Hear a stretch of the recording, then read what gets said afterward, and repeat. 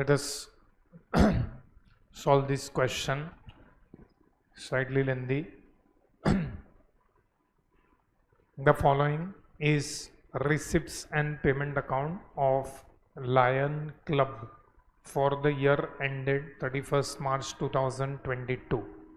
So they have given you receipts, opening balance, cash, bank, then subscription received, entrance donation, interest received, sale of assets, miscellaneous income, and receipts at coffee room, soft drinks, swimming pool, and tennis school. And on the other hand, they have given payments, salaries, creditors, printing and stationery, postage, telephone and telex, repairs and maintenance, glass and table linen, crockery and cutlery, garden upkeep, membership fees, insurance, electricity, and closing cash and bank balance. The assets and liabilities on 1/4/2021 were as follows. Fixed assets net amount is 5 lakh, stock is 3,80,000, investment in 12% government securities is 5 lakh, outstanding subscription 12,000, prepaid insurance 1,000, sundry creditors 1,12,000, subscription received in advance 15,000, entrance donation received, pending membership 1 lakh, and gratuity fund 1,50,000. Following adjustments are to be made while drawing up the accounts. Number 1, subscription received in advance on 31st March 2022 was 18,000. Outstanding subscription as on 31st March 2022 was 7,000. Outstanding expenses are salaries 8,000, electricity 15,000. 50% of the entrance donation was to be capitalized. There was no pending membership as on 31st March 2022. The cost of assets sold net as on 1/4/2021 was 10,000. Depreciation is to be provided at the rate of 10% on assets. Number 7, a sum of rupees 20,000 received in October 2021 as entrance donation from an applicant was to be refunded as he has not fulfilled the requisite membership qualification. The refund was made on 3rd June 2022. Purchases made during the year amounted to rupees 15 lakh. The value of closing stock was rupees 2,10,000. The club, as a matter of policy, charges off to income and expenditure account all purchases made on account of crockery, cutlery, glass, and linen in the year of purchase.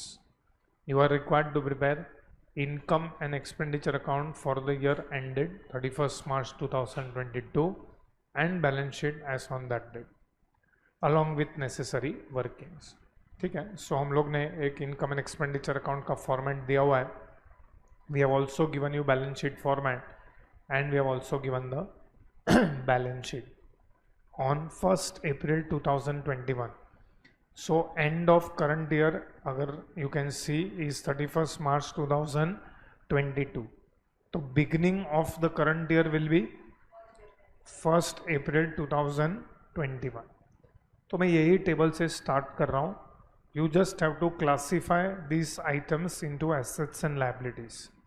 So बताओ, fixed assets, obviously needless to say fixed assets will be classified as assets. Stock will be classified as asset. ये किसका stock है, क्या है, वो हम we will see in detail. Investment in 12% government securities, this is also classified as assets. Outstanding subscription will be classified as what? Assets, because it is outstanding income. Prepaid insurance will also be classified as assets. So ये सब assets हैं. Sundry creditors will be classified as liability. Subscription received in advance. Subscription received in advance मतलब it is pre-received subscription, so a liability. Entrance donation received मतलब हम लोग ने entrance donation receive कर लिया है. पेंडिंग मेंबरशिप, अभी तक हमने उसको मेंबरशिप नहीं दिया है, क्यों नहीं दिया एक्सेट्रा वो सब देखेंगे. But right now whatever money received is what for us liability. It has to be one of the two, either asset होना चाहिए या लायबिलिटी होना चाहिए. सो ये सब को हमने एसेट्स में क्लासीफाई किया है. एंड नेक्स्ट वन और the last one is something called as gratuity fund. अभी ग्रेचुइटी फंड क्या है? तुम लोग ने प्रोविडेंट फंड सुना होगा, तो प्रोविडेंट फंड को किधर लिखते हो तुम लोग? प्रोविडेंट फंड को तुम लोग कहाँ पे लिखते हो? लायबिलिटीज में लिखते हो. तो very similarly we have something called as gratuity fund. What is this gratuity fund?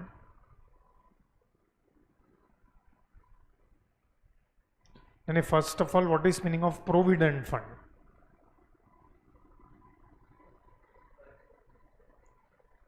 Employees को हम लोग देते हैं, क्यों देते हैं?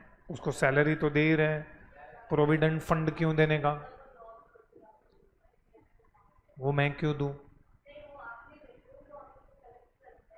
अच्छा, उनका ही पैसा हम उनको वापस देते हैं, ऐसे थोड़ी होता है. कंपनी कहाँ से बात चल रहा है यहाँ पे? तो एनपीओ का बात चल रहा है. कंपनी अकाउंट्स अभी तक चालू भी नहीं हुआ है. तुमको मालूम है कंपनी में क्या लिखा हुआ है? एक minute, do you know what is companies act? नहीं तो क्यों उंगली कर रहे हो कंपनीज एक्ट में? हाँ, कंपनी के बारे में हम लोग आज डिस्कस नहीं करेंगे, बहुत टाइम है तुम लोग को, अभी तक तुम्हारे दूध के दांत भी नहीं फूटे. हाँ, तो कोई बताएगा कि प्रोविडेंट फंड ऐसा क्यों पैसा देने का? किसने बोला ऐसा? ठीक है, अब सीए जैसा बात करें हम लोग. हाँ, बकवास बंद करें. हाँ, अब थोड़ा लॉजिकली बात करें. हाँ, हमारे पास 100 एम्प्लॉय काम कर रहे हैं, तो 100 एम्प्लॉय काम कर रहे हैं तो उनको कुछ सैलरी दे रहे हैं कि फ्री में काम कर रहे हैं? वो लोग सैलरी दे रहे हैं, तो उनके सैलरी में से हम लोग क्या डिडक्ट करते हैं? प्रोविडेंट फंड डिडक्ट नहीं करते हैं, contribution to provident fund deduct करते हैं हम लोग. क्या डिडक्ट करते हैं हम लोग? Contribution to provident fund. अभी एम्प्लॉय से for example, this is just an example, employee का सैलरी 20,000 रुपया है. 20,000 रुपया है तो हम लोग उसको 20,000 रुपया हाथ में देंगे? नहीं, तो उसमें से हम लोग क्या डिडक्ट कर रहे हैं? Contribution to provident fund. तो हम लोग उसको क्या बोलेंगे? देख भाई, 2,000 rupees is contribution to provident fund. ये किसका कॉन्ट्रीब्यूशन है?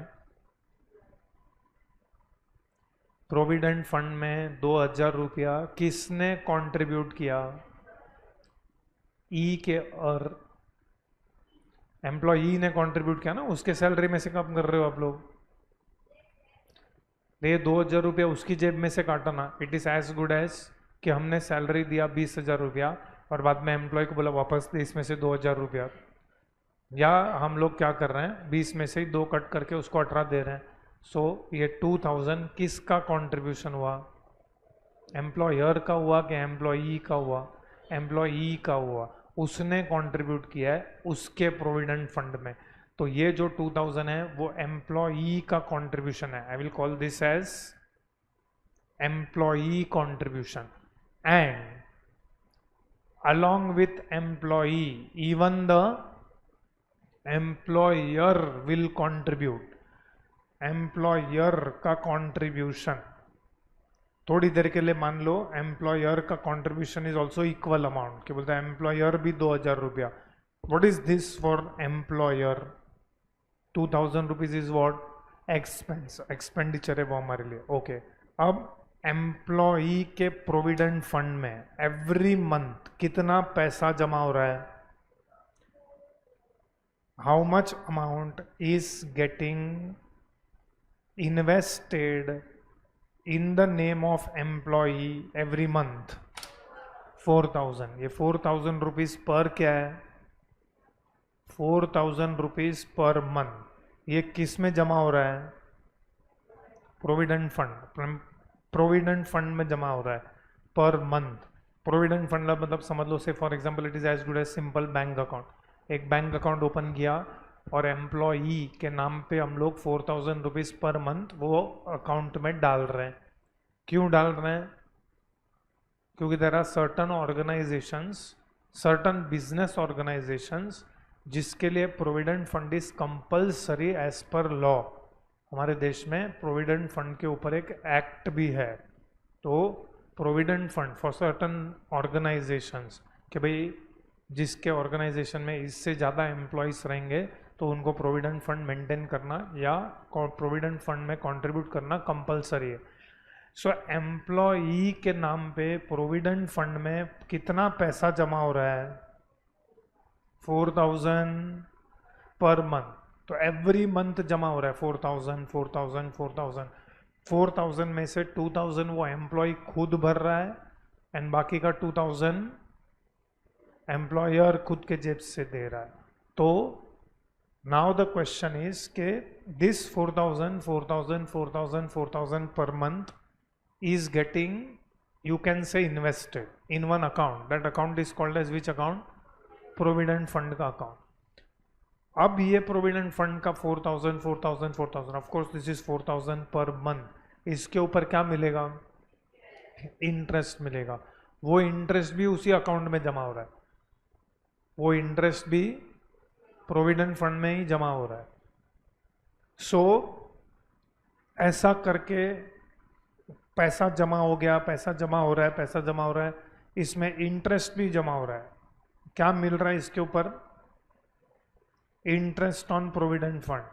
अब इसमें तुम लोग फाइनल अकाउंट्स में तुम लोग को याद रहेगा तो, और नहीं याद रहेगा तो अभी बताओ। कैन यू टेल मी, ये जो एम्प्लॉयर का कंट्रीब्यूशन है, ये एम्प्लॉयर का कंट्रीब्यूशन फाइनल अकाउंट्स में किधर जाएगा? अरे फाइनल अकाउंट्स पूछ रहा हूं मैं, एनपीओ का फाइनल अकाउंट्स नहीं पूछ रहा हूँ, नॉर्मल फाइनल अकाउंट्स पूछ रहा हूँ। नॉर्मल फाइनल अकाउंट्स में employer contribution to provident fund, PNL account which side? Debit side, because ये एम्प्लॉयर के लिए एक्सपेंस है। तो ऑफ कोर्स हम लोग एम्प्लॉई का फाइनल अकाउंट्स थोड़ी बनाते हैं, हम लोग तो बिजनेस का फाइनल अकाउंट्स बनाते हैं, एम्प्लॉयर का फाइनल अकाउंट्स बनाते हैं। तो मेरे फाइनल अकाउंट्स में employer contribution to provident fund, मतलब तुमको ट्रायल बैलेंस में दिया रहेगा कंट्रीब्यूशन टू प्रोविडेंट फंड। तो contribution to provident fund will come to PNL account which side?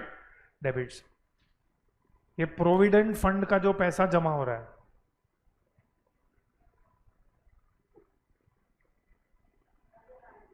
नहीं चाहिए, बंद कर। अब ये प्रोविडेंट फंड का जो पैसा जमा हो रहा है, what is this for the business? This is a liability in the future. When this amount is payable, first of all it is payable to whom? Employee. When? Before retirement, at the time of retirement, क्या after retirement? At the time of retirement. जब employee सामने बैठ रहा है, बोल रहा है मुझे छोड़ना है, बोला ओके तू जाना है तो जा, ये ले तेरा प्रोविडेंट फंड का पैसा, वो भी तू लेके जा। तो प्रोविडेंट फंड का पैसा is liability for the firm या liability for any organization. So that is why it appears on balance sheet liability side. What about interest on provident fund? वो भी liability है, क्योंकि interest on provident fund जो हम मिल रहा है वो फर्म को नहीं मिल रहा है, या वो फर्म का इनकम नहीं है, rather that interest is also payable to the employee at the time of retirement. अच्छा, इसमें और एक आइटम आता है and that item is provident fund investment. तो provident fund investment will appear on balance sheet which side? Asset side.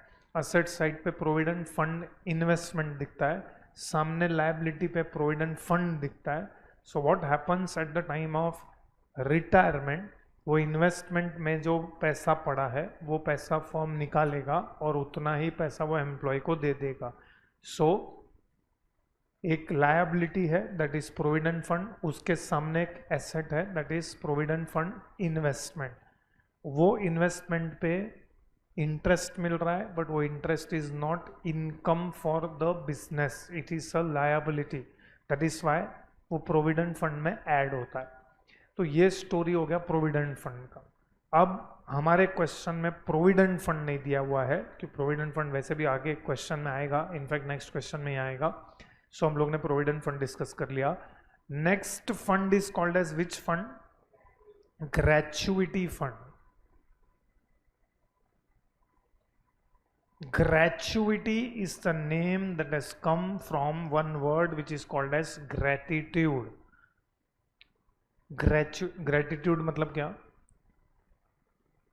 Gratitude मतलब क्या? To be grateful or to be thankful. So you are thankful to whom?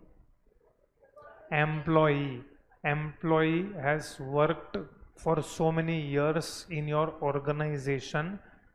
Of course वो जो साल के लिए काम कर रहा है, you are giving the employee salary, वो फ्री में काम नहीं कर रहा है, but because of long years of service and because of meritorious service, इतना साल के लिए एम्प्लॉय काम कर रहा है और उसने सिंसियरली काम किया है, ऑनेस्टली काम किया है, इंटीग्रिटी से काम किया है, इतना साल उसने ऑर्गेनाइजेशन को दिया है.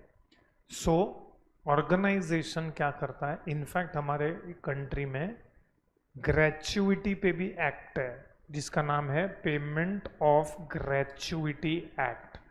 Again there are certain organisations जिसके लिए ग्रेचुइटी देना कंपलसरी है.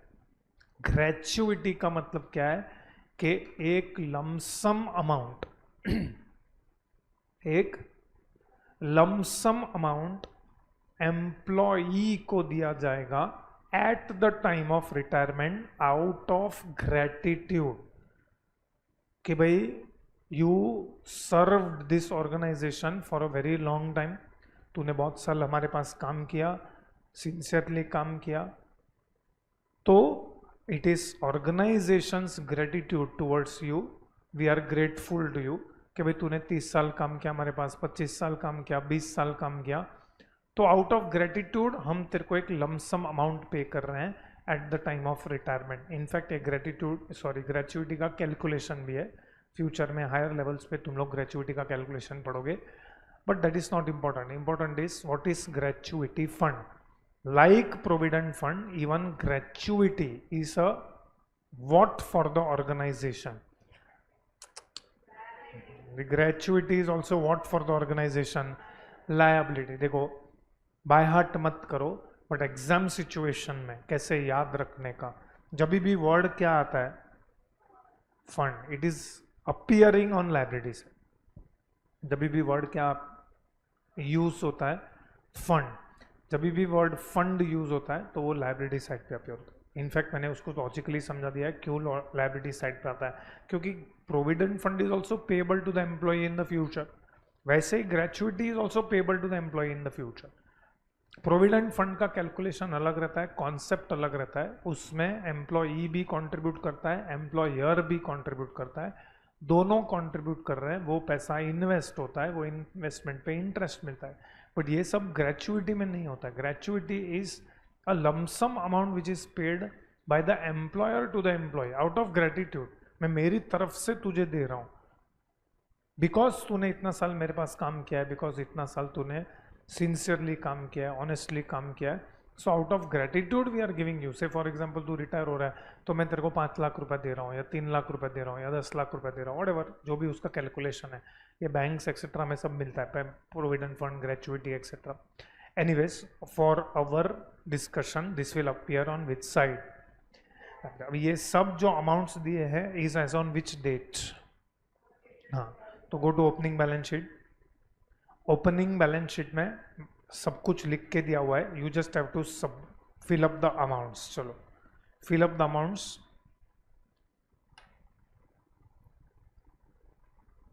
जिसका जिसका अमाउंट वहां पे दिया हुआ है सिर्फ वो फिल अप करो. सो फिक्स्ड एसेट्स का अमाउंट दिया हुआ है. फिक्स्ड एसेट्स का अमाउंट इज 5 लाख. स्टॉक का amount is 3,80,000. In fact investment in 12% government securities 5 lakh. ये यहाँ पे हम लोग ने कैश बैंक भी लिखा है. ये कैश बैंक का जो ओपनिंग बैलेंस है वो कहाँ से मिलेगा? Receipt side. So receipt side में you have opening balance of cash bank, right that as it is 10,3850.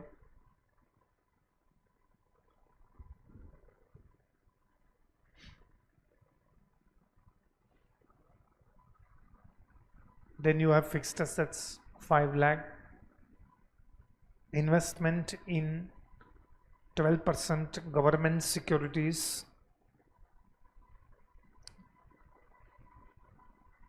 5 lakh, cash bank already we have written, stock 3 lakh 80,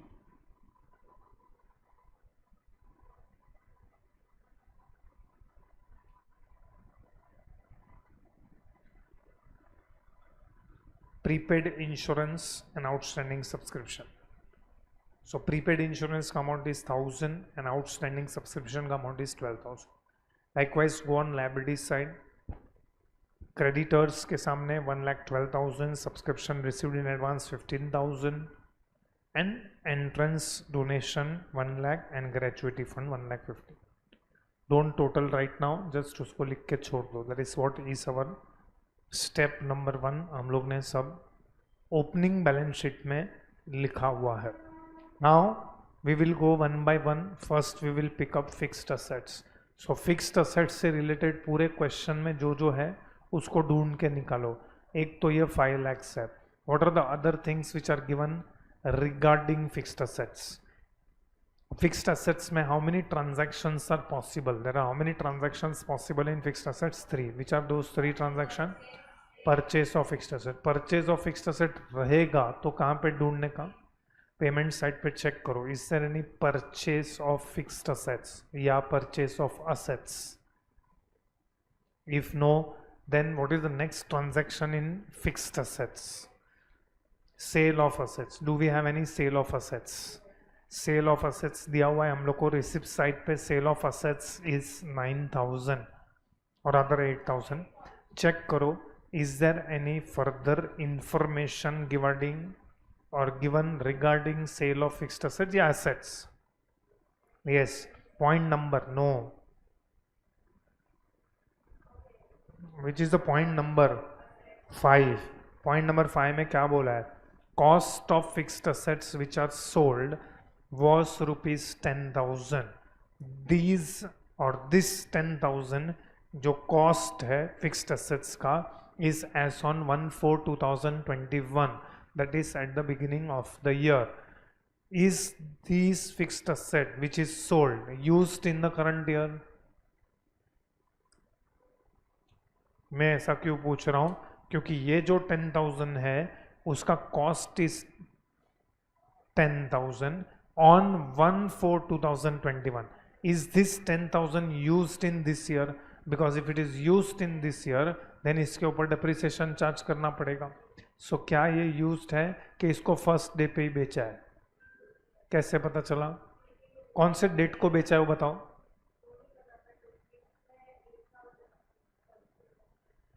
अरे मैं ये पूछ रहा हूं कि क्या ये 10, अच्छा वो जो कम हुआ है 2,000 is because of depreciation you are saying? मैं ये पूछ रहा हूं कि these fixed assets are sold on which date?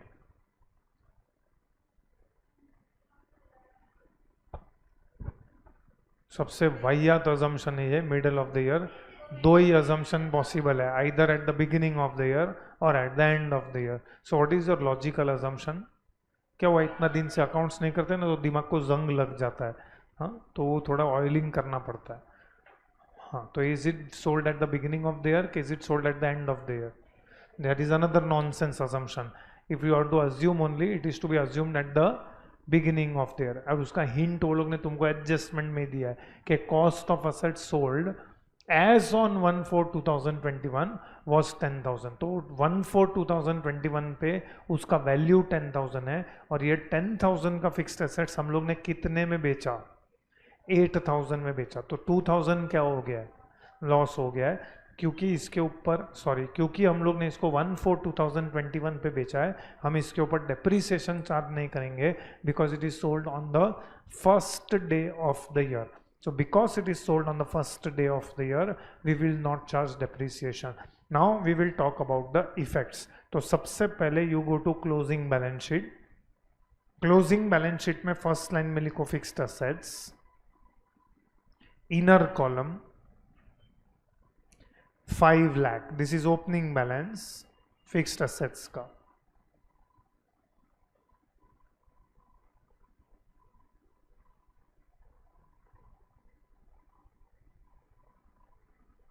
Okay, how much is the selling price?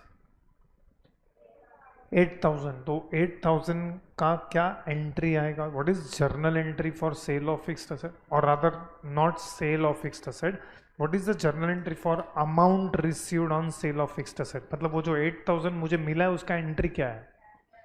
Cash और bank account debit to fixed assets account. तो एक इफेक्ट कैश और बैंक अकाउंट में आना चाहिए जो ऑलरेडी आ चुका है रिसिप्ट्स एंड पेमेंट अकाउंट में।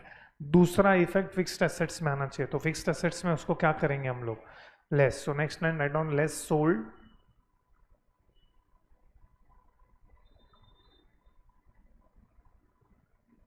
$8,000। तो ये हो गया 8,000 का दूसरा effect. Okay, now what about remaining 2,000? 2,000 is what on sale of fixed asset? Loss on sale of fixed asset है। तो loss on sale of fixed assets का what are the two effects? Expenditure side पे, but वो तो दूसरा effect है। पहला effect वो लॉस ऑन सेल को यहां से क्या करेंगे? फिक्स्ड एसेट्स में से क्या करोगे उसको? Less. Less loss on cell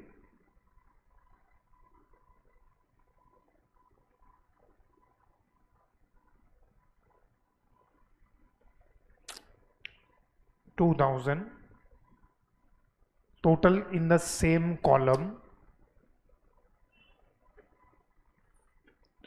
4,90,000। Before we do anything further पहले लॉस ऑन सेल का सेकेंड इफेक्ट दो। Now be careful, just don't write like this only. इसके नीचे कंपल्सरली एक लाइन छोड़ो क्योंकि उसके अंदर कुछ तो एडजस्टमेंट है। To loss on sale of fixed assets,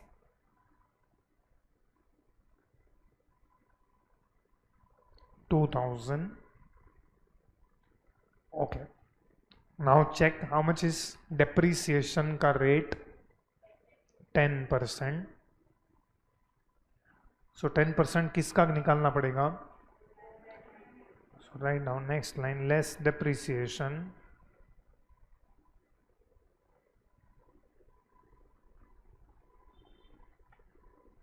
is 49,000।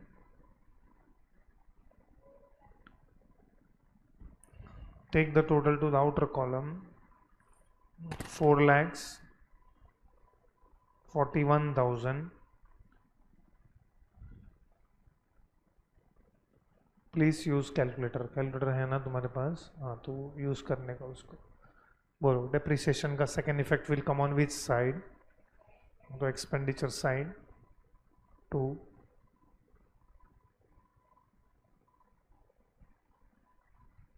depreciation on fixed assets,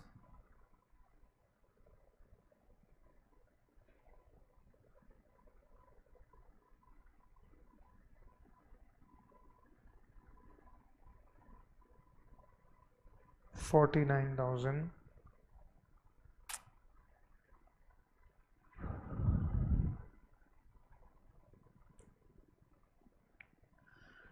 चलो, that is end of fixed assets discussion in this question। so fixed assets हम लोग का यहाँ से भी हो गया है। we have also considered adjustment 5 and adjustment 6। so this is end of fixed assets discussion। now we go for investment in 12% government securities। so investment in 12% government securities is 5 lakh। Already हम लोग ने opening balance sheet में लिख दिया हुआ है। come to closing balance sheet, immediately next line, don't leave any lines, next line में लिखो investment in 12% government securities, finish it in 2 lines।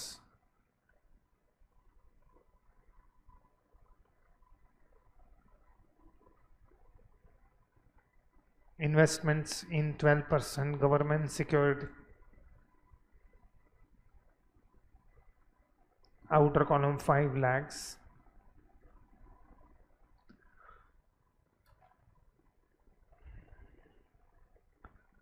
Okay, how much is rate of interest? 12%. 12% कितना होता है? 5 lakhs का 12%. Use your calculator. 60,000. उसमें से how much interest is already received? 58,000. तो बाकी का 2,000 is outstanding. So write down income side. Income side में लिखो by interest on investments. No.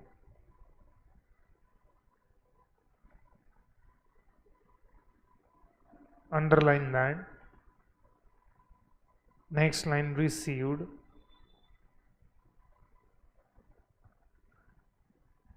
$58,000. So next line add outstanding. Bracket में लिखो current year.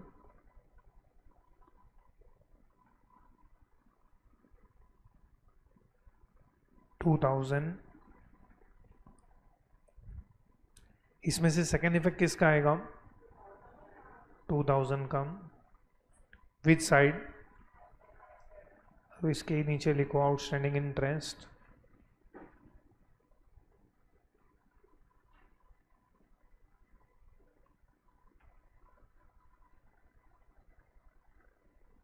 is 2,000. So we have completed interest, or rather investment in government securities, including interest on the government securities. ये हमारा हो गया.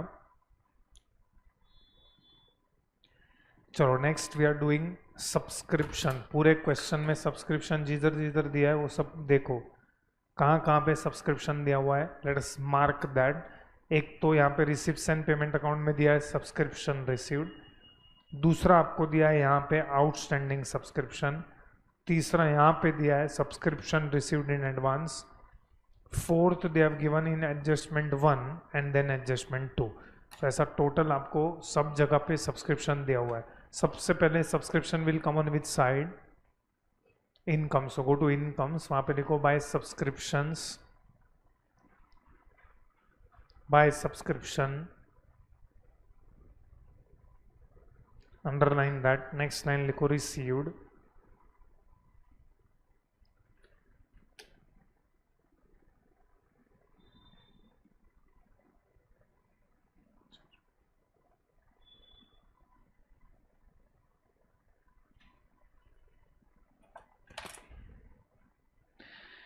Inner column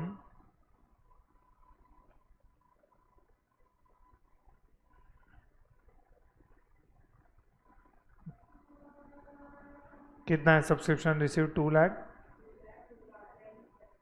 2,02,750.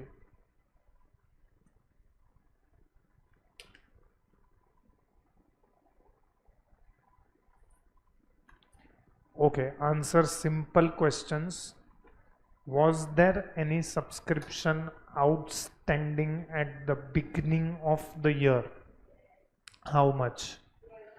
12,000. This is outstanding at the beginning of the year, which must have been received in which year?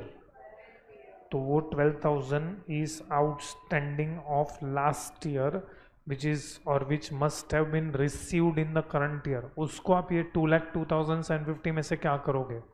Less. तो next time write down less outstanding. एक ही line में खत्म करो. If नहीं फिट हो रहा है तो शॉर्ट फॉर्म लिखो. आउटस्टैंडिंग लास्ट ईयर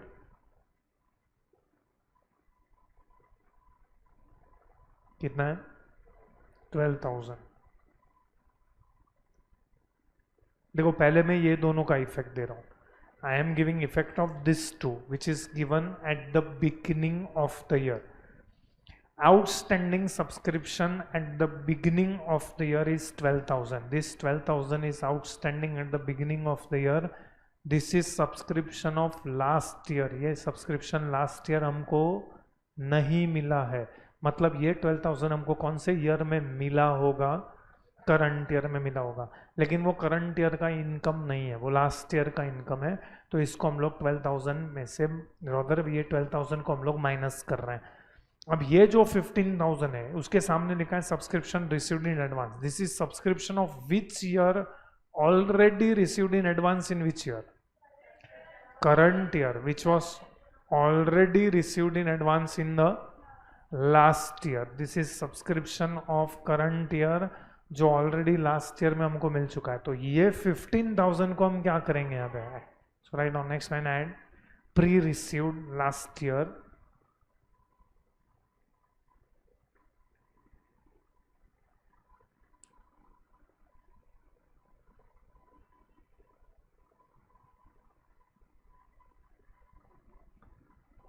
$15,000 और ये 12,000 एंड 15,000 का ऑलरेडी हम लोग ने एक इफेक्ट बैलेंस शीट या ओपनिंग बैलेंस शीट में दिया हुआ है। सो ये 12,000 हो गया, ये 15,000 हो गया। Now these are routine adjustment, subscription received in advance on 31st March 2022 was 18,000. So this is subscription of which year received in advance in which year? Next year received in advance in the, तो इसको हम लोग क्या करेंगे, इसका less,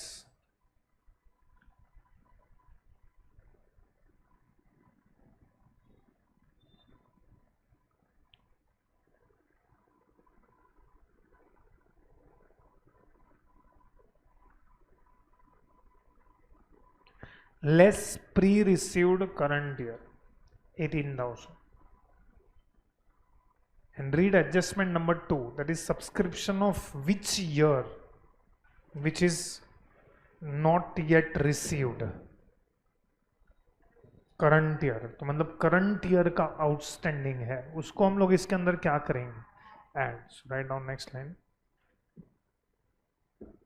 add outstanding current year,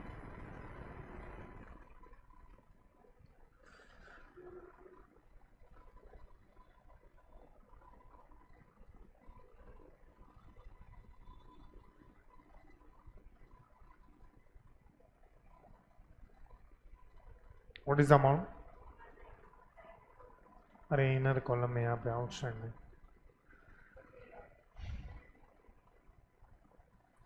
okay इसमें से किसका सेकेंड इफेक्ट हमको देना पड़ेगा, एक तो प्री रिसीव्ड का देना पड़ेगा 18,000 एंड सेकेंड आउटस्टैंडिंग 7,000 का, व्हाट इज द टोटल, यहाँ पे आउटर कॉलम में 194,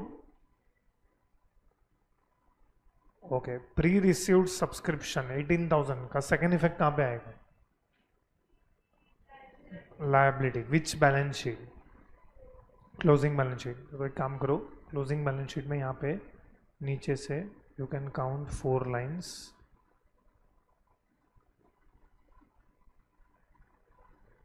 pre received subscription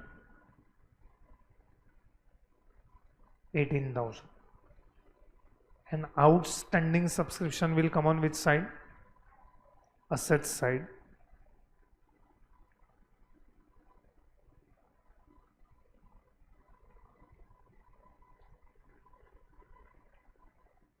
outstanding subscription 7,000,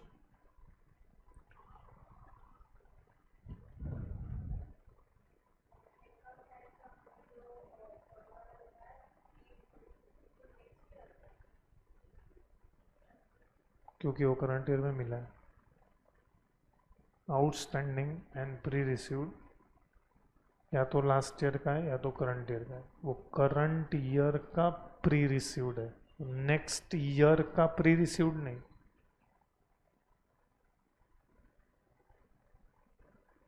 it is pre received, it is received in advance in which year, तो करंट ईयर लिखेगा ना, एवरी क्वेश्चन में हम वैसे ही लिख रहे हैं। Okay so with this we complete subscription का adjustment also, subscription related adjustments we have completed. Now I am going for a little bit simpler adjustments. like outstanding salaries and outstanding electricity. This is very easy. So come to payment side. Payment side में salaries देखो कितना लिखा है, 1,20,000. So go to expenditure. Expenditure में तो हम लोग ने 2 सैलरीज पेड करके लिखा भी है 1 लाख. तो just you to substitute the amount which is 1,20,000. उसमें हम आउटस्टैंडिंग को क्या करेंगे, so add outstanding, it should fit in 1 line. Add outstanding current year,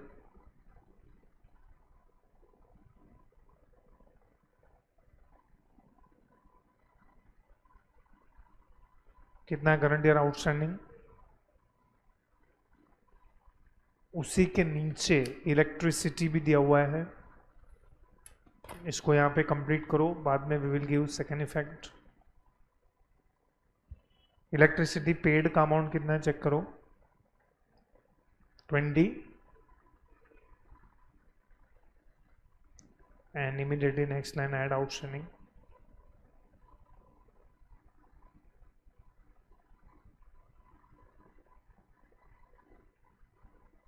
current year,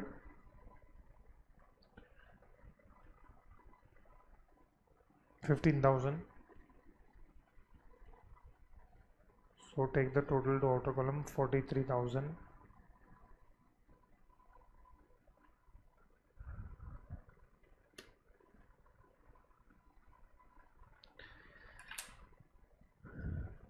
दोनों आउटस्टैंडिंग का इफेक्ट यहाँ पे आएगा. सो इसके ऊपर वो और 3 लाइन्स ऊपर काउंट करो, outstanding expenses, underline that. Next line salary, next line electricity, मतलब टोटल 3 लाइन्स चाहिए हमको.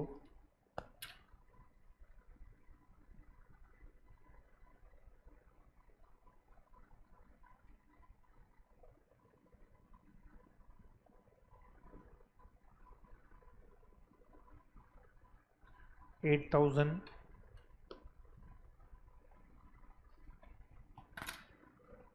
$15,000, total is 23,000.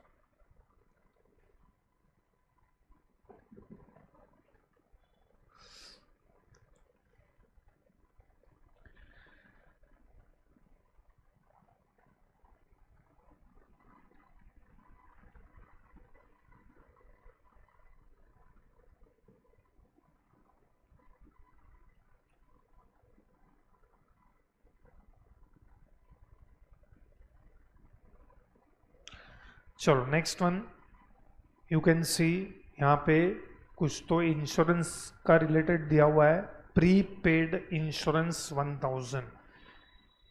So let us take insurance from the payment side 5,000. उसको पहले आप एक्सपेंडिचर साइड पे you can write here paid के सामने 5,000. ओके, वो जो प्रीपेड है that is insurance of which year, which was already paid in which year. Insurance of current year which was already paid in last year. तो ये last year prepaid था, but वो expense तो current year का है, तो उसको इसके अंदर हम लोग क्या करेंगे, add.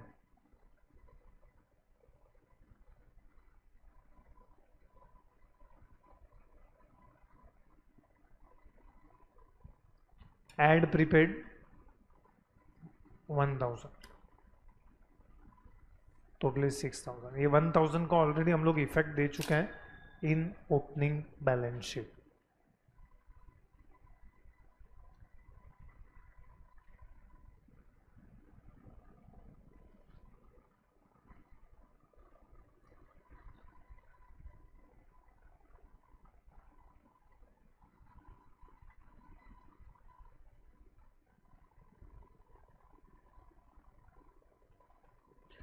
Okay, next I am going for entrance donation. Entrance donation received pending membership. What is meaning of entrance donation received pending membership? Entrance donation हमको मिल चुका है, लेकिन अभी तक उसको हमने क्या नहीं अलॉट किया है, membership. May be some procedure is pending, क्योंकि अगर कोई एंट्रेंस डोनेशन पे करता है तो ऑर्गेनाइजेशन का कुछ तो प्रोसीजर रहेगा कि हम लोग प्रोफाइल वेरिफिकेशन करेंगे या एड्रेस वेरिफिकेशन करेंगे या एज वेरिफिकेशन करेंगे, कुछ तो वेरिफिकेशन पेंडिंग रहेगा। एंड वो वेरिफिकेशन कंप्लीट होने के बाद हम लोग उसको मेंबरशिप अलॉट करेंगे। सो क्या ये मेंबरशिप अलॉट हो चुका है? तो उसका information is given in adjustment number 4। So read adjustment number 4। They are saying 50% of the entrance donation was to be capitalized. There was no pending membership as on 31st March 2022. What does this mean? There was no pending membership as on 31st March 2022. मतलब ये जो 1 lakh rupees हम लोग को मिला है entrance donation, क्या उनको हमने मेंबरशिप अलॉट कर दिया कि नहीं कर दिया? कर दिया। ओके, नाउ यहां पे भी हमको दिया हुआ है एंट्रेंस डोनेशन। ये एंट्रेंस डोनेशन का अमाउंट 1 लाख है, यहां पे भी entrance donation received pending membership is 1 lakh. तो क्या ये ऊपर वाला 1 लाख और ये वाला 1 लाख सेम है? क्वेश्चन समझ में आया मेरा? एंट्रेंस डोनेशन रिसिप्ट साइड पे दिया है 1 लाख एंड यहां पे दिया है entrance donation received pending membership 1 lakh. तो क्या ये ऊपर वाला 1 लाख और ये नीचे वाला 1 lakh is it same? If no तो ये दोनों में डिफरेंस क्या है? ये सेम है 1 लाख, ये जो दिया है 1 लाख ने ऊपर जो 1 लाख दिया वो तो सेम ही है।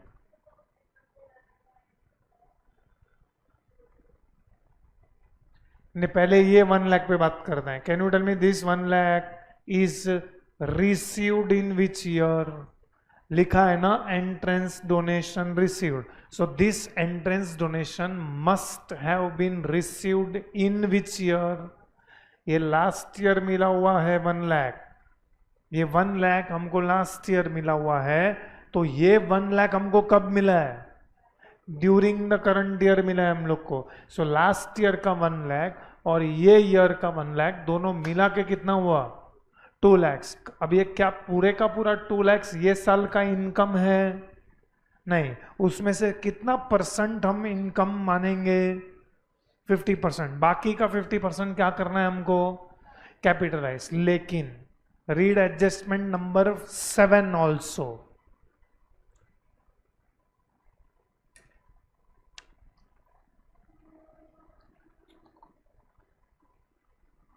What is given in adjustment number 7?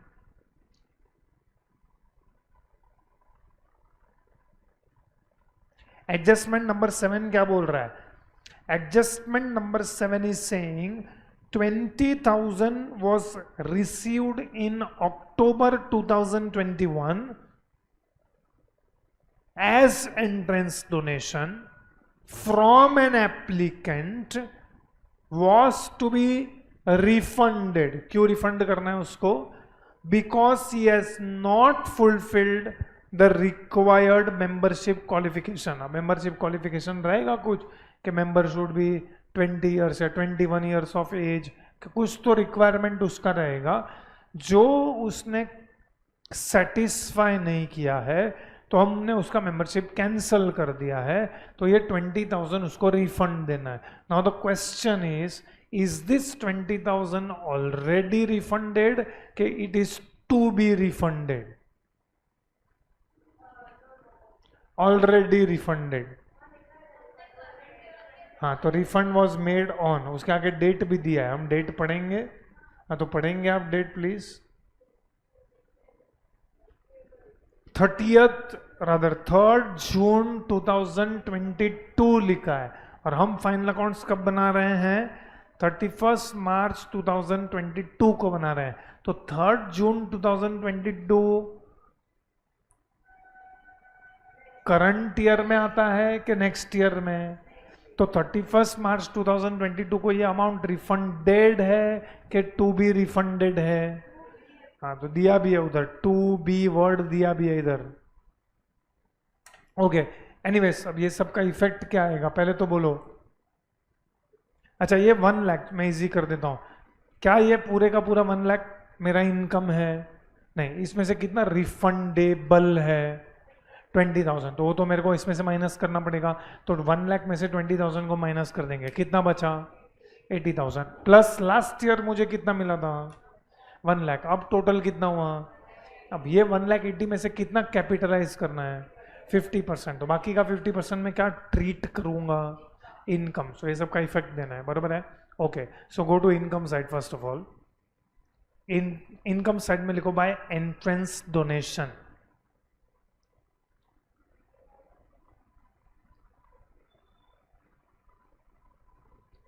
दे रहा है बाय एंट्रेंस डोनेशन, पहले इतना लिखो,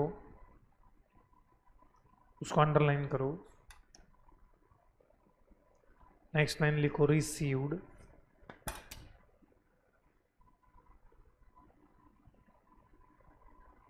इनर कॉलम में लिखो 1 लाख। नेक्स्ट लाइन में लिखो less refundable.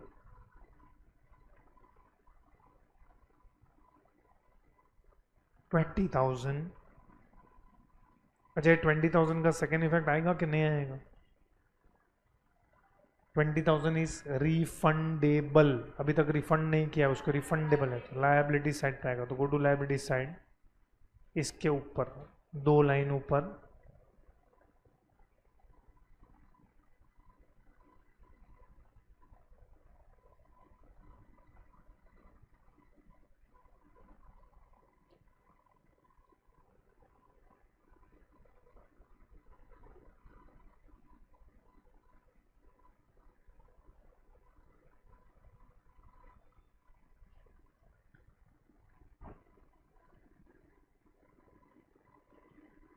Entrance donation refundable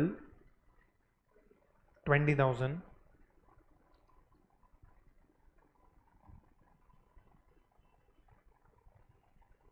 come back to income side. अच्छा ऑलरेडी कितने रुपीस का एंट्रेंस डोनेशन मुझे लास्ट ईयर में मिल चुका है? 1 लाख। सो नेक्स्ट लाइन, इसको 1 लाख को इसके अंदर क्या करेंगे? Add. You can write pre-received,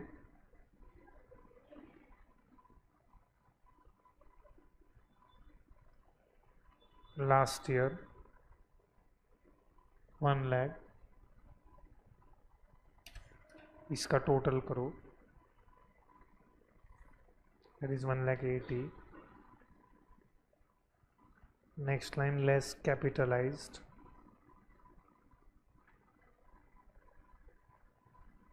50% capitalise करना है 90,000, remaining 90,000 is our income.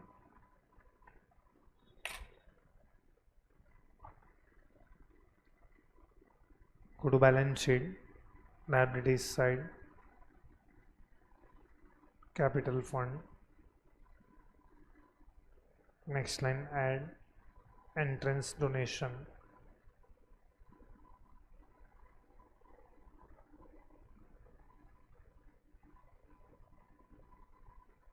$90,000.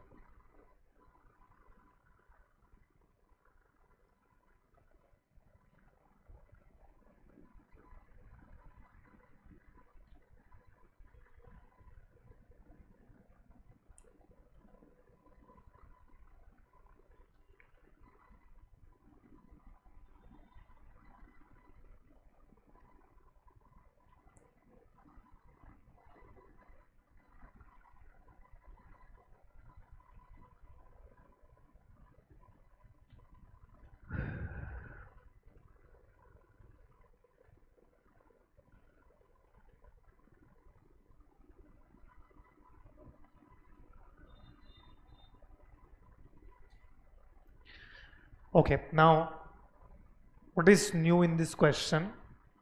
There are few items which are given in this question जो normally एक नॉट फॉर प्रॉफिट ऑर्गेनाइजेशन के क्वेश्चन में नहीं होते हैं. For example, you can see here we have something called as stock. अब ये stock is given on 1/4/2021. That means this is which stock? Opening stock. उसके बाद you can see adjustments में they have given what? Adjustment number 8 में they have given purchases.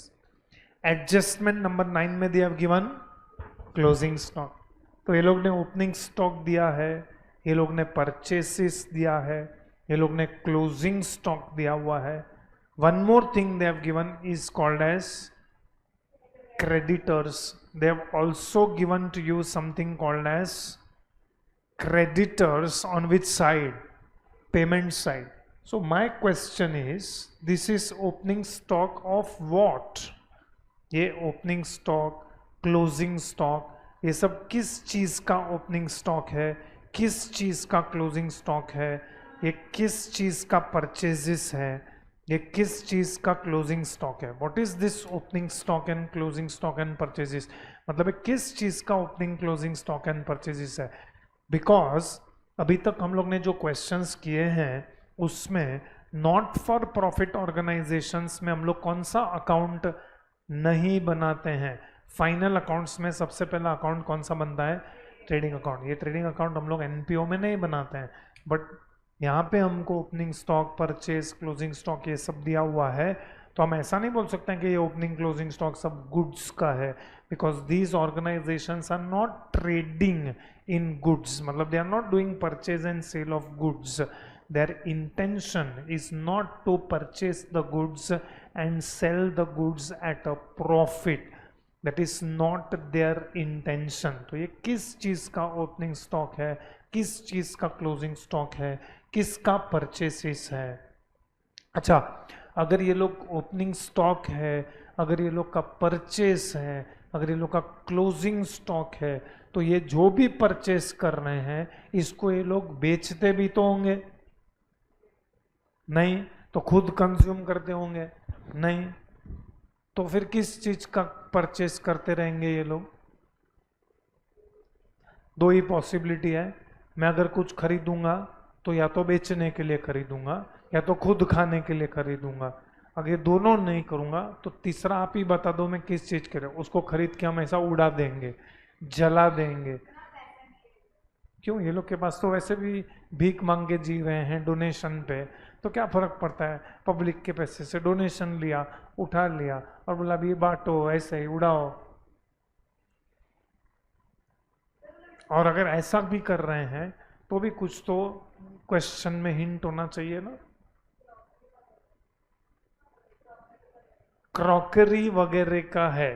Crockery का बारे में वो लोग ने पॉइंट नंबर 10 दिया हुआ है. पॉइंट नंबर 10 में वो लोग ने बोला हुआ है, the firm or rather the club, as a matter of policy, very important word that they've used is charges off to income and expenditure account. All purchases made on account of crockery, cutlery, glass and linen. ये चार चीज, crockery, cutlery, crockery मतलब क्या? Cup and saucer हम बोल सकते हैं उसको. कटलरी मतलब क्या? Spoon, fork, knife etcetera. Glass मतलब क्या? ग्लास. लेनिन मतलब क्या? लेनिन टेबल के ऊपर जो क्लॉथ रहता है. हम होटल में जाते हैं तो बहुत सारे होटल में ऊपर कपड़ा डाला हुआ रहता है, उसको हम लेनिन बोलते हैं. नहीं, मैं अभी सुबह होटल में गया था, उसमें नहीं था. उडीपी होना, उसमें नहीं था. हाँ, तो ये क्रॉकरी, कटलरी, ग्लास, लेनिन. बैठते हो मतलब हम लोग उधर सिर्फ नाश्ता करने को जाते हैं. मतलब उधर मेरा ऑफिस नहीं है कि मैं उधर बैठा रहता हूँ पूरा दिन. हाँ, और सुबह कुछ मिलता भी नहीं है वहाँ पे. क्या बोल रहा था मैं? हाँ, crockery, cutlery, glass, Lenin. This is which expenditure? Capital expenditure के रेवेन्यू एक्सपेंडिचर. मतलब अगर आप टेक्निकली पूछोगे तो crockery, cutlery, glass, Lenin is a capital expenditure. Then even if it is not a club, it is a capital expenditure, क्योंकि उसका life is more than 1 year. अच्छा, ये सबको हम बेच के पैसा मिल सकता है कि नहीं मिल सकता है? क्रॉकरी, ग्लास, कटलरी, लेनिन, ये सबको कुछ नहीं तो भंगार में बेच के भी पैसा तो मिलेगा कि नहीं? हाँ, तो it is actually speaking capital expenditure. तो एक्चुअली तो इसको कौन से साइड पे बताना चाहिए? एक्सपेंस में बताना चाहिए कि एसेट में बताना चाहिए? असेट में बताना चाहिए। तो हम लोग इसको एसेट में बताएंगे कि एक्सपेंस में बताएंगे? क्यों एक्सपेंस में बताएंगे? क्योंकि वो लोग ने लिखा है कि firm as a matter of policy charges off to income and expenditure account. ऐसा क्यों?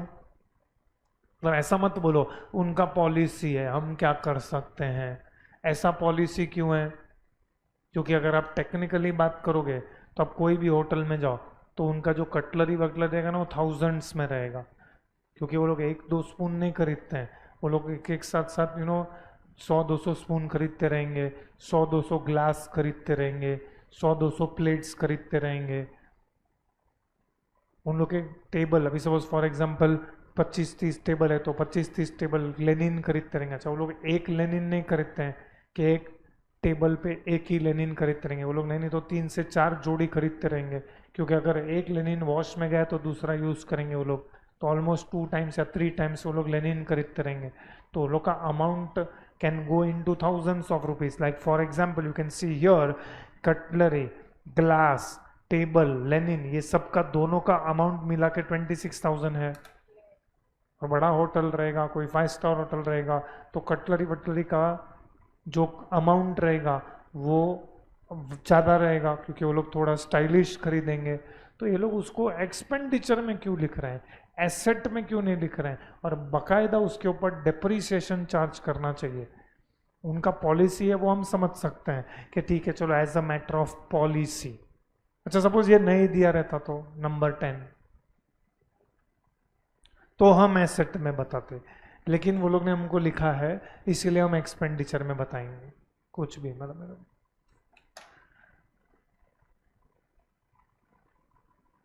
ऐसे सब बकवास है ना, जनरली हमको सुनने मिलता ही है फाउंडेशन वाले स्टूडेंट से। ये तुम्हारा गलती नहीं है, मैं एक्चुअली फाउंडेशन के भी बैच में पूछूंगा ना वो लोग ऐसे ही बकवास करते हैं। क्योंकि क्या है, हम लोग सोचे बिना मुंह खोलते हैं। हमारा सोच है ना, मतलब आगे नहीं बढ़ रहा है, हम उधर ही बैठे हैं। उन्होंने दिया है इसके लिए एक्सपेंडिचर, नहीं दिया रहता तो हम एसेट में लिखते। Very good. मतलब आगे जाके आप कभी फ्यूचर में कोई क्लब का या फाइनल अकाउंट्स लिखोगे, चार्टर्ड अकाउंटेंट बनोगे, स्टोरी नहीं चाहिए मेरे को, रीजन चाहिए। तो उससे क्या फर्क पड़ता है, बहुत सारा एसेट रहेगा तो? मतलब एसेट साइड पे लिखेंगे तो एसेट साइड खत्म हो जाएगा, पेज खत्म हो जाएगा, इसके लिए हम उसको एसेट में नहीं दिखाएंगे।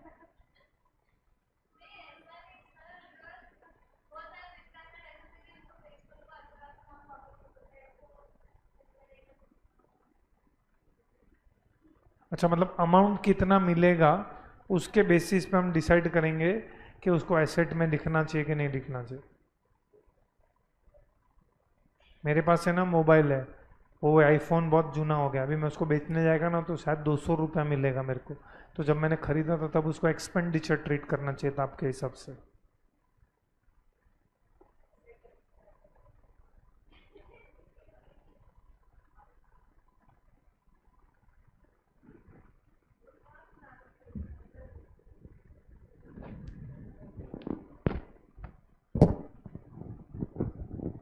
मतलब ऐसा जरूरी नहीं है ना, क्योंकि कैसा ही सेम क्वेश्चन एग्जाम में आएगा, सपोज ये सेम क्वेश्चन आ गया और पॉइंट नंबर 10 वो लोग ने नहीं लिखा है, तो आपको कुछ तो इफेक्ट देना पड़ेगा ना। ग्लास, कटलरी, लेनिन, ये सबको आप कहाँ पे बताएंगे? Crockery. In fact we should be thankful to the question कि उन्होंने क्लैरिफाई किया है कि हम उसको इनकम एंड एक्सपेंडिचर में बताने वाले हैं। हाँ,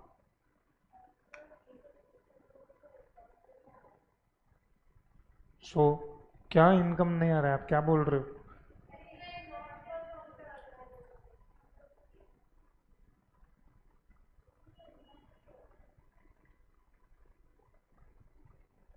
आपके हिसाब से ये ग्लास, कटलरी, लेनिन, चौथा क्या था, क्रॉकरी, ये सब ये लोग किधर यूज कर रहे हैं? अच्छा पहले हम लोग एक चीज कंक्लूड कर लें, क्या ये परचेजेस, स्टॉक, ये सब ग्लास, कटलरी, लेनिन, ये चारों में से किसी का है?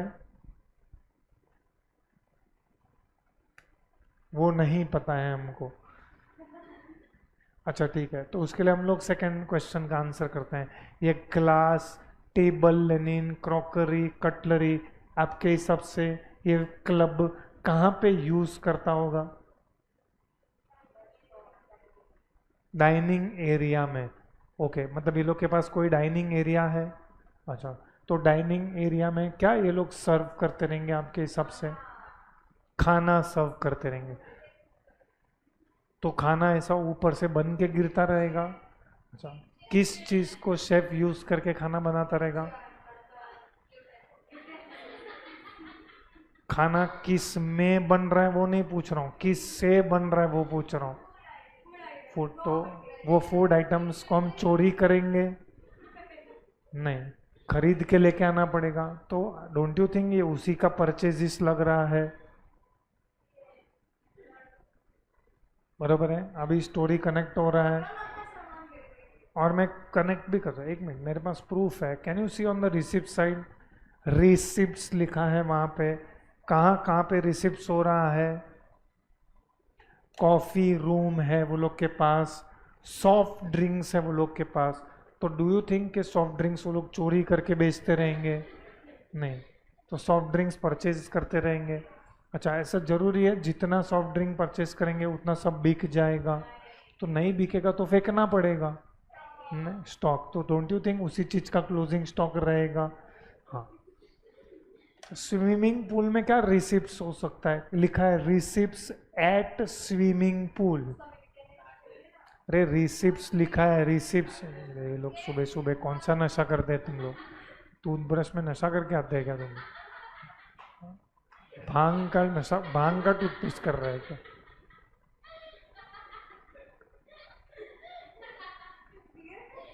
टूथपेस्ट खा के आते हैं क्या? रिसिप्ट्स लिखा है, रिसिप्ट्स एट स्विमिंग पूल क्या हो सकता है? स्विमिंग पूल एंटर करने का चार्जेस रहेगा। या दूसरा ऐसा हो सकता है, स्विमिंग पूल के साइड पे भी वो लोग कुछ तो सर्व करते रहेंगे, खाना पीना वो सब चीज़ का, तो वो इंग्रेडिएंट्स परचेज करने का रहेगा। अच्छा, ये सब परचेज हम कैश में परचेज कर रहे हैं कि क्रेडिट में कर रहे हैं? कैश में परचेज कर रहे हैं। तो कहाँ दिया है परचेजिस? क्योंकि यहाँ पे होना चाहिए ना परचेजिस। जो भी आप परचेज, चलो थोड़ी देर के लिए मान लो सॉफ्ट ड्रिंक, हम सॉफ्ट ड्रिंक खरीद रहे हैं, क्योंकि सॉफ्ट ड्रिंक चोरी तो करके बेचेंगे नहीं, खरीदना पड़ेगा। और सॉफ्ट ड्रिंक ये क्लब खुद तो बनाता नहीं रहेगा। हाँ, हाँ, तो इसके लिए क्रेडिटर्स भी दिया हुआ है, मतलब ये लोग क्रेडिट में परचेज कर रहे हैं। बराबर है। अब ये पूरे स्टोरी की कड़ी हम जोड़ के इसका इफेक्ट्स देना पड़ेगा हमको, ठीक है? सो सबसे पहले ये ओपनिंग स्टॉक, पहले तो ये बताओ, हम लोग जो क्वेश्चन का आंसर कर रहे थे, glass, table, Lenin, crockery and cutlery, इसको तो हम कौन से साइड पे बताने वाले हैं? एक्सपेंडिचर साइड पे। This is because of one concept which is called as materiality concept. हमारे अकाउंट्स में एक कॉन्सेप्ट होता है जिसका नाम है मटेरियलिटी कॉन्सेप्ट। मतलब ये 12,000 and 14,000 actually speaking it is asset, glass, cutlery, Lenin and crockery, ये एसेट का नेचर है, लेकिन बिकॉज ऑफ मटेरियलिटी कॉन्सेप्ट हम उसको एक्सपेंस ट्रीट कर रहे हैं। मतलब हम उसको इतना भी मटेरियल नहीं मानते हैं कि उसको एसेट ट्रीट करें। So we are treating them as an expense. सो हम लोग उसको एक्सपेंडिचर साइड पे बताएंगे। तो ये तो डिस्कशन खत्म हो गया। बाकी का जो आपको डिस्कशन दिया हुआ है, ओपनिंग स्टॉक दिया हुआ है, फिर आपको परचेसिस दिया हुआ है एंड आपको क्लोजिंग स्टॉक दिया हुआ है एंड साथ में आपको क्रेडिटर्स भी दिया हुआ है। अब ये सबको मिला के हम लोग ने कुछ तो वर्किंग नोट बनाया है, तो which you can come on page number 195। Okay, now दो चीज हम लोग ने इधर बनाया हुआ है। What is this two things that we have prepared? Number one is something called as calculation of profit from operations, there are some operations which they are carrying out, उसमें से ये लोग को कुछ तो प्रॉफिट हो रहा है. सो क्या प्रॉफिट हो रहा है? भले हम लोग ने यहाँ पे लिखा है calculation of profit from operation, लेकिन इसको बनाते time you try to understand कि इसको बनाने के टाइम ट्रेडिंग अकाउंट दिमाग में रख के इसको बनाओ. तो अगर हम ट्रेडिंग अकाउंट को दिमाग में रख के इसको बनाएंगे तो डेबिट साइड पे क्या आना चाहिए? Opening stock. So write down to opening stock.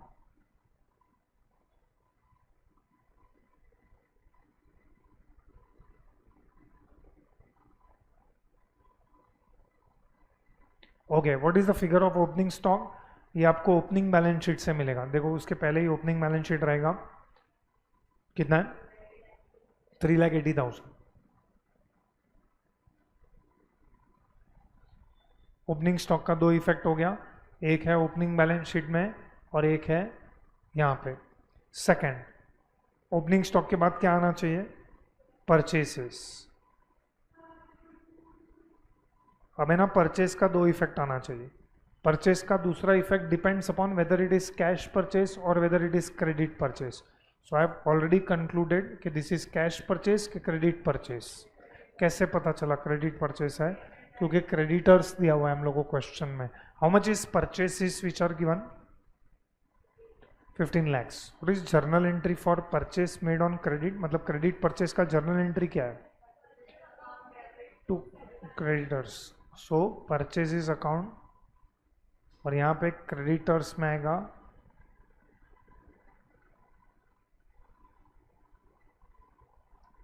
Bye purchases 15 lakhs.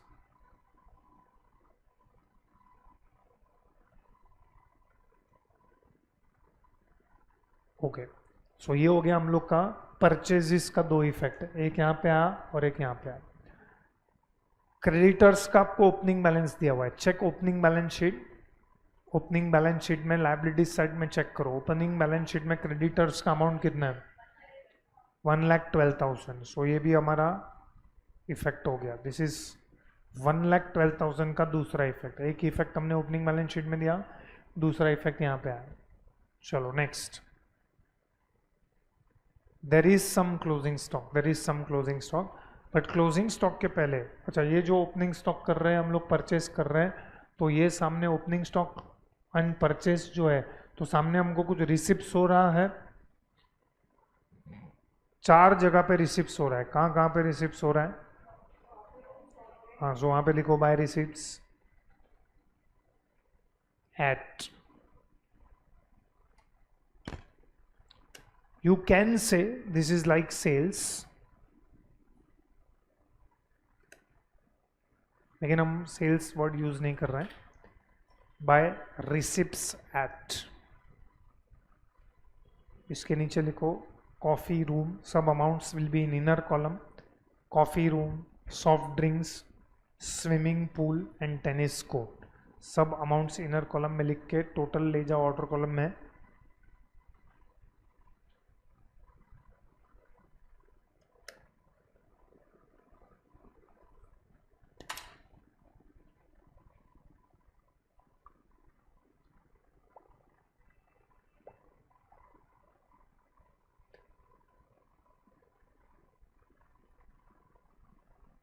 हम रिसिप्ट्स का दूसरा इफेक्ट दे रहे हैं. पहला effect is given in receipts and payment account. हम इसका भी दूसरा इफेक्ट दे रहे हैं. चलो ये चारों का टोटल बोलो कितना होता है आउटर कॉलम?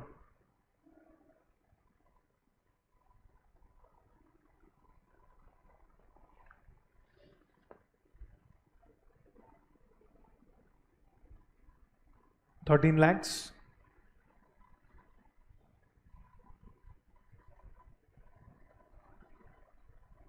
13 lakhs कैसे हो सकता है? 16 लाख तो इधर ही हो गया. 10 + 5 15 + 1 16. 17 lakhs. 62,000. 17 lakhs 62,000.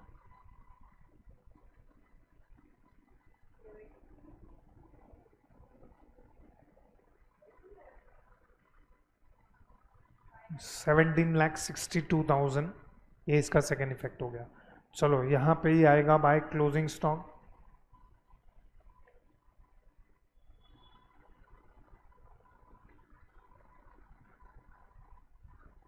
how much is closing stock given?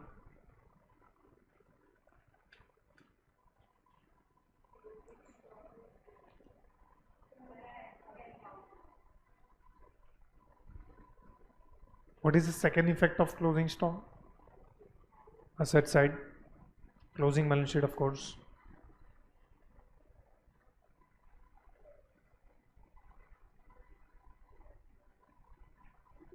यहाँ पे लिखो closing stock 2,10,000.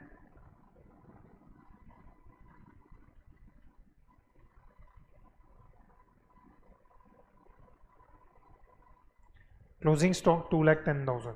Okay, now go to receipts and payment account. Receipts and payment account में पेमेंट साइड पे दिया क्रेडिटर्स 15,20,000.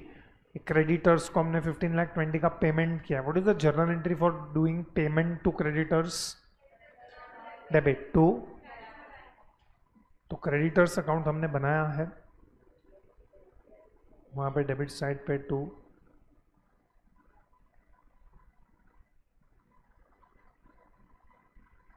कैश और बैंक अकाउंट 15,20,000.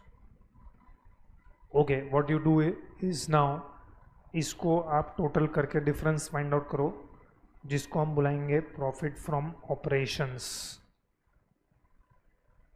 या you can also call it as income from operations.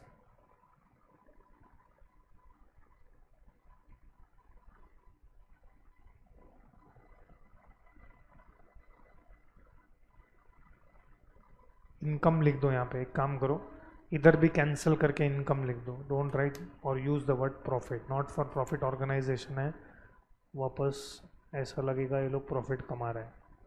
Income लिखो, that will be better.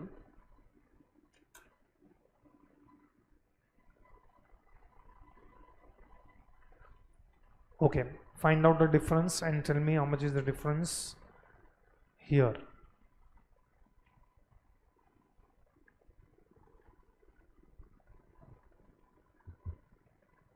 Check करो, is it 92,000? 92. This 92,000 के सामने हमने लिखा है इनकम फ्रॉम ऑपरेशंस. तो ये 92,000 कहाँ पे लिखने का? इसका सेकेंड इफेक्ट भी तो आएगा ना, इनकम साइड. इनकम साइड पे देखो, by income from operations.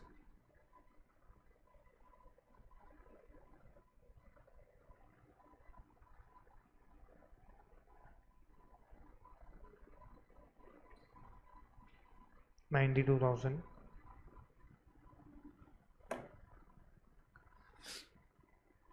And creditors account को भी क्लोज करो, तो क्रेडिटर्स का क्लोजिंग बैलेंस मिलेगा हम लोग को.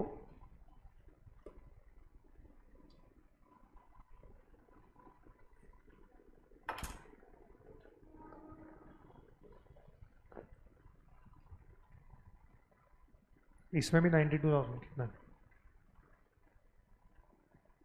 ये 42. इसमें भी 92 है. इसका सेकेंड इफेक्ट बोलो, क्रेडिटर्स का क्लोजिंग बैलेंस है ये. तो लायबिलिटीज साइड पे यहाँ पे लिखो sundry creditors.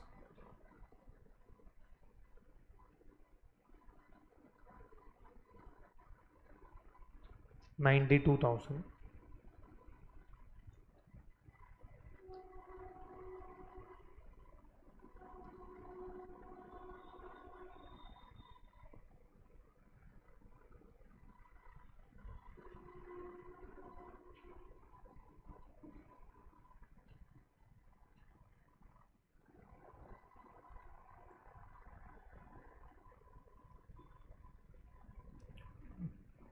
There is only one thing, gratuity fund 1,50,000 का दूसरा इफेक्ट बाकी है. हम लोग ने ओपनिंग बैलेंस शीट में लिखा है पूरे क्वेश्चन में, बाकी उसके बारे में कुछ नहीं दिया हुआ है.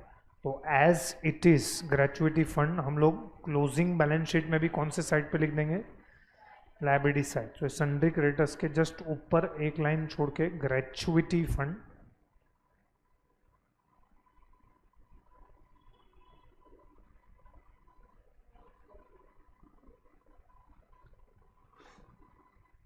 1,50,000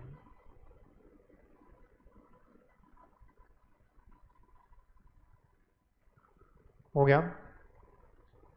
चलो now I think balance question you can do it.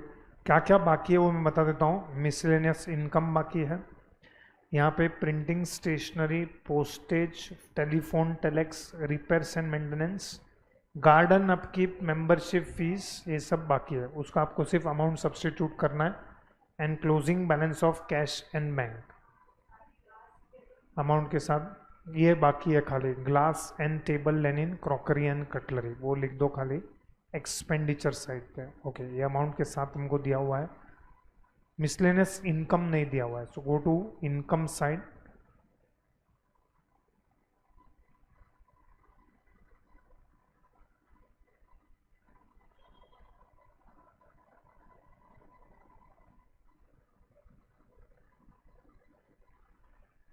by miscellaneous income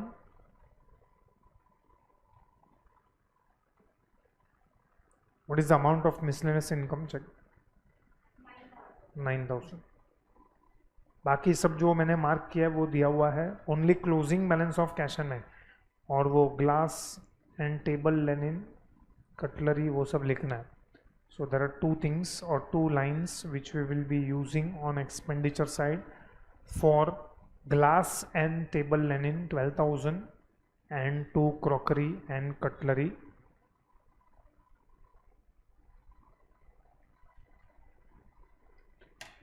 14,000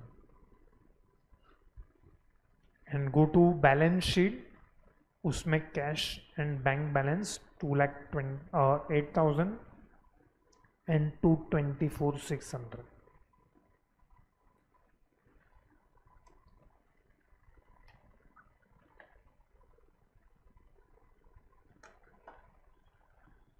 okay now start totalling जैसे हम लोग नॉर्मली करते हैं।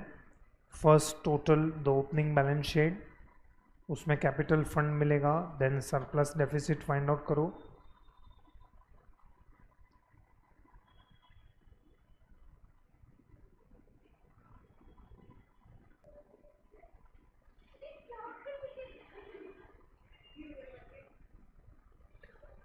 चलो take question 6।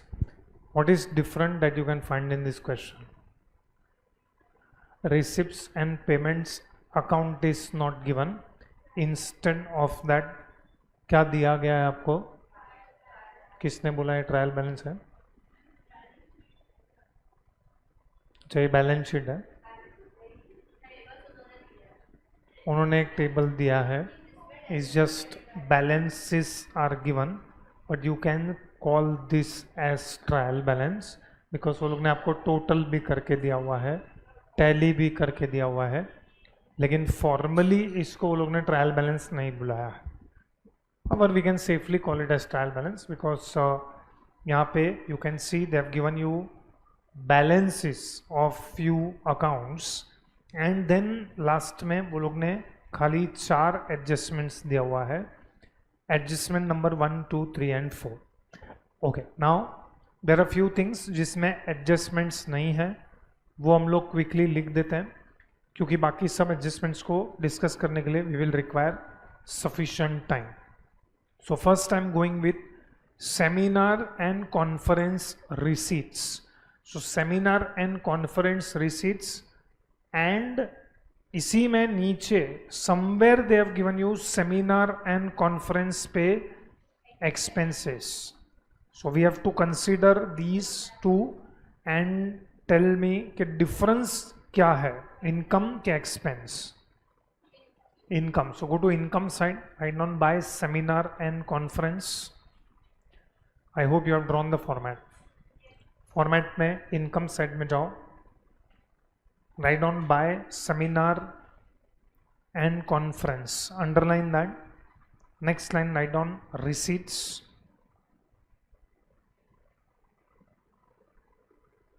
inner column 4,80,000,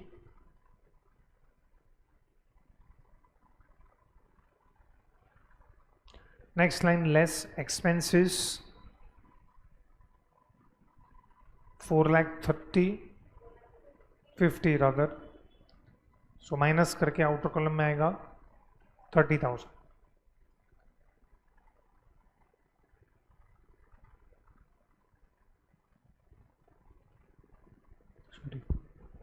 similarly consultancy receipts दिया है,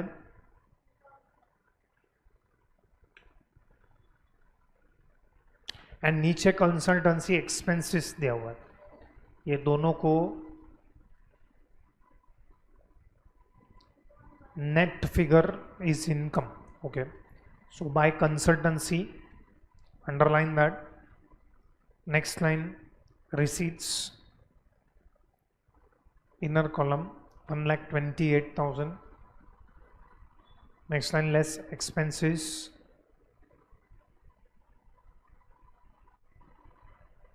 inner column 28,000. so minus करके outer column में लेके जाओ.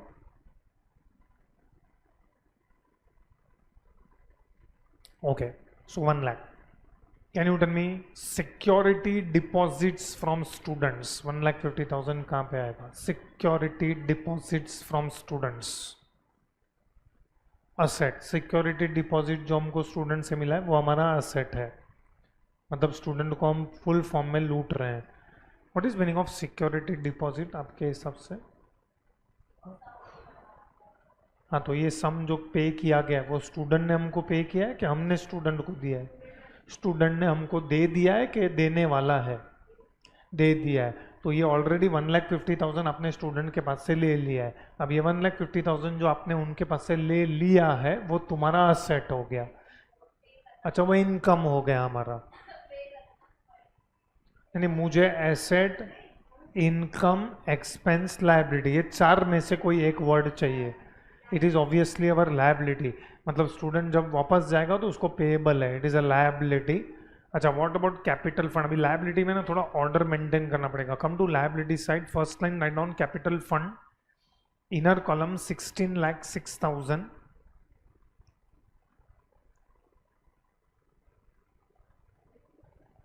Capital fund inner column 16,06,000. Okay, now उसके नीचे बहुत सारा फंड्स है. यहाँ पे रिसर्च फंड है, बिल्डिंग फंड है, प्रोविडेंट फंड है, तो वो सब हमको लिखना है. तो 4-5 लाइन छोड़ के 4 line you can leave. Okay, बोलो ये सब फंड कहाँ पे आएगा? लायबिलिटी में आएगा. तो next line write down research fund 8 lakhs. Yes.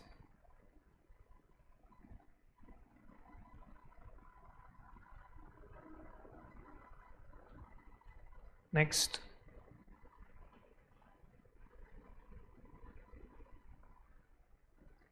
Building fund, outer column 25 lakhs. एक लाइन छोड़ के प्रोविडेंट फंड नहीं छोड़ा है तो इट इज़ ओके, आगे बढ़ो. अभी इसमें इतना तकलीफ करने का कोई ज़रूरत नहीं है. Provident fund outer column 5,10,000. उसके नीचे अब एक लाइन छोड़ के लिखो security deposits dash students. Doesn't matter, if you want you can leave.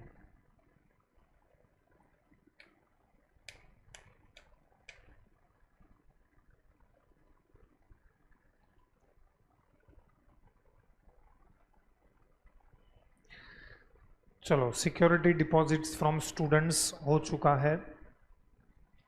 Next I want to go for tuition fee received. Is there any adjustment on tuition fee? Tuition fee में adjustment है तो go to income side, write on by tuition fee, underline that. Next line like on received tuition fee, underline that. Next line write down received, inner column में आएगा 8 lakhs.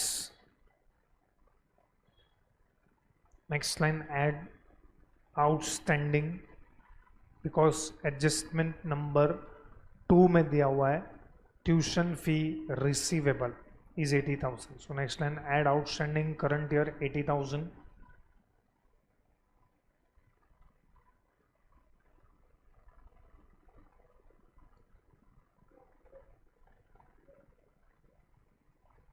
What is the second effect of this? Asset side. अब asset side में ना go to third last line, एकदम नीचे last line total के लिए होगा, उसके ऊपर you can count 2 lines and then write down outstanding tuition fees. Outstanding tuition fees 80,000. Okay. Next यहाँ पे आपको दिया हुआ है government grants and donation. Do you remember there are 2 types of government grants and there are 2 types of donation. Which are the 2 types of government grants and donation? Specific purpose and general purpose. ये कौन सा purpose लग रहा है? General. कुछ बोला नहीं है तो इसको हम क्या ट्रीट करेंगे? Income. So go to income side by government grants. Income side में आएगा by government grants 5 lakh outer column, by donations outer column 50,000,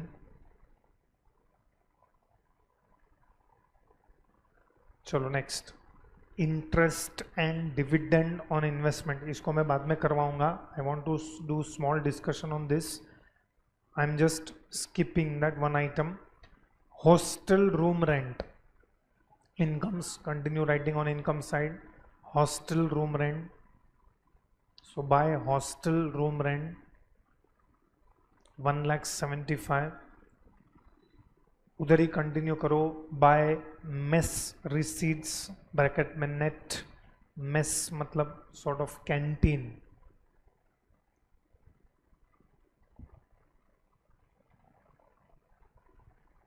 $2 lakhs. Okay. Next one मैं स्किप कर रहा हूँ. We will do it next time. I am going for next one. Outstanding expenses. Outstanding expenses कहाँ पे आएगा? Liabilities side में. और 2-3 line छोड़ के लिखो लायबिलिटीज साइड में outstanding expenses 2,25,000.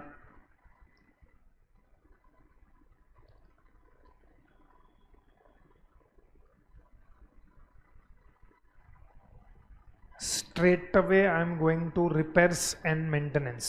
Directly repairs and maintenance में जा रहा हूँ मैं. एक्सपेंडिचर साइड पे लिखो to repairs and maintenance.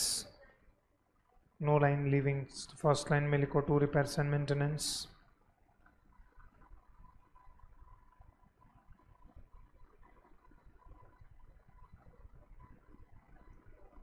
Next I want to go for miscellaneous expenses. Miscellaneous expenses. Expenditure side पे आएगा 65,000. ठीक है. We will stop here. We will continue this question tomorrow. कल भी फाउंडेशन का ही लेक्चर होगा. Tomorrow and day after 2 lecture में हम लोग ये टॉपिक खत्म करेंगे.